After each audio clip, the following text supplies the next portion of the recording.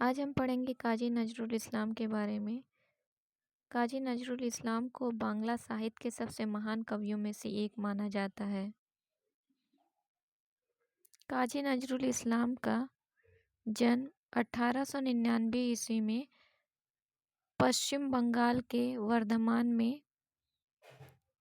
वर्धमान जिले के चुरुलिया गांव में हुआ था। कहाँ हुआ था? चुरुलिया गांव में हुआ था, पश्चिम बंगाल के वर्धमान जिले के। और इनकी मृत्यु 1976 ईस्वी में बांग्लादेश के ढाका में हुई थी। काजी नजरुल इस्लाम को विद्रोही कवि के नाम से भी जाना जाता है। काजी नजरुल इस्लाम 1917 ईस्वी में एक सैनिक के रूप में ब्रिटिश इंडिया आर्मी में शामिल होते हैं और 1920 ईस्वी में ये सेना की नौकरी छोड़ देते हैं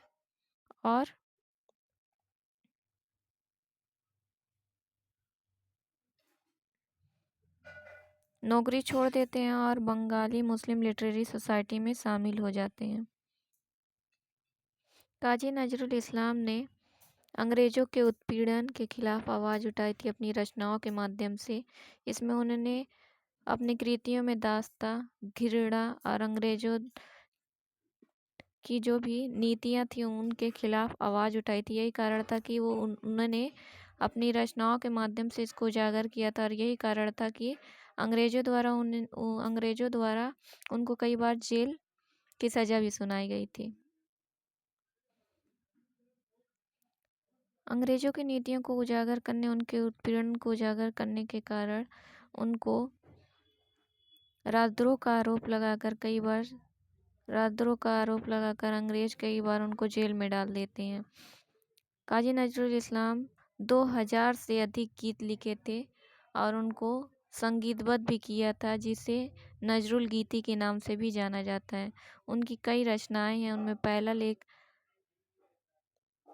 लेख लिखा था 1919 में, द ऑटोबायोग्राफी ऑफ डेलीगेंट या सौगात शीर्षक से प्रकाशित किया था। उसके बाद जैसे अभी पहले ही हमने बताया था कि 1917 ईस्वी में सैनिक के रूप में ब्रिटिश इंडिया आर्मी में शामिल होते हैं और 1920 ईस्वी में सेना की नौकरी छोड़ देते हैं और बंगाली मुस्लिम लिटरेरी सोसाइटी में शामिल हो जाते हैं। उसके अलावा उन्होंने कई प्रसिद्ध रचनाएं लिखी, जैसे बंधन हारा, सत उल अरब, बादल, प्रतर सरब आदि बहुत सारी रचनाएं लिखी हैं।